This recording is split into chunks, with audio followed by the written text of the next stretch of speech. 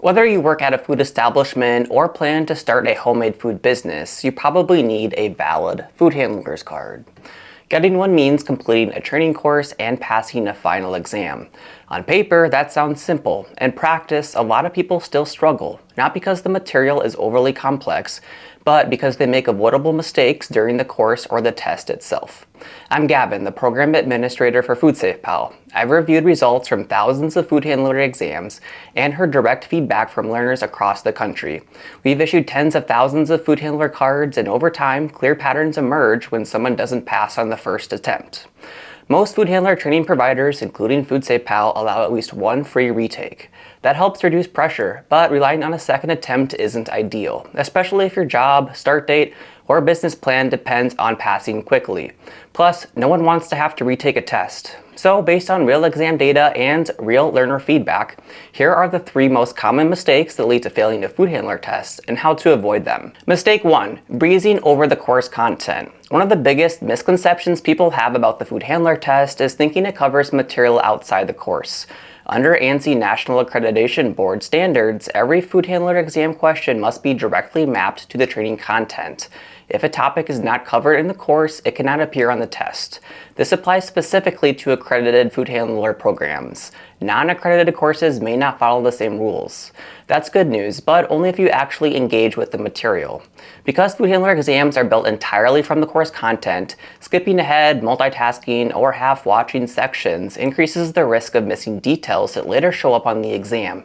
This is especially common in video-based courses where people scrub through videos or watch at faster speeds to finish quickly. Playback controls can be helpful, but using them too aggressively makes it easy to gloss over key points. So here's what to do instead. Use the course structure as your roadmap. Topics that repeat, appear in multiple scenarios, or show up in knowledge check questions deserve extra attention. If you miss a knowledge check, review that section before moving on. Those same concepts often appear on the final exam. Mistake 2, ignoring topics that seem irrelevant to your job. Accredited food handler courses are designed to cover food safety across the entire flow of food, from receiving and storage to preparation, service, and cooling.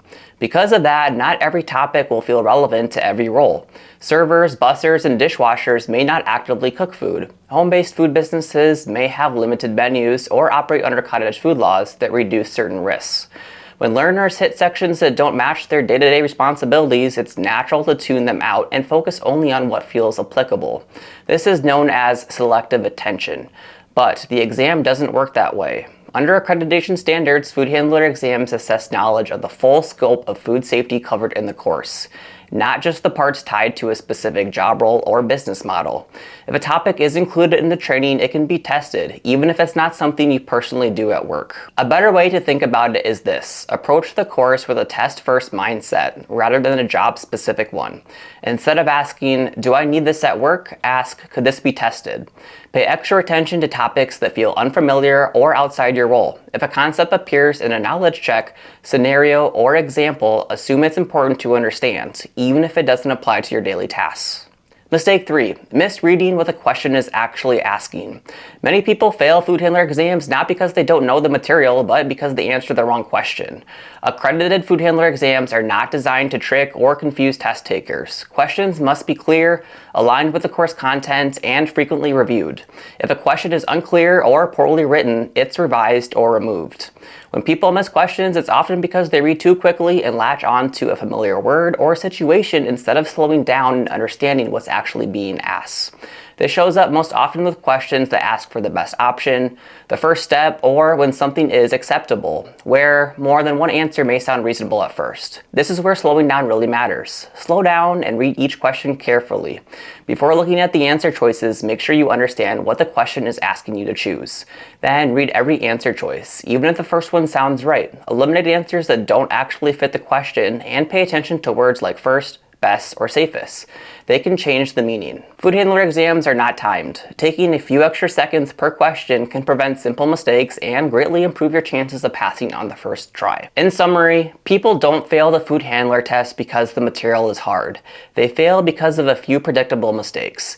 They rush through the course, they ignore topics that don't feel relevant to their role, and they miss questions because they move too quickly and don't slow down to read carefully. The solution isn't studying longer or memorizing random facts. It's understanding how accredited food handler courses and exams are built and approaching them the right way. Every question comes directly from the course content. The exam covers the full scope of food safety, not just a specific job.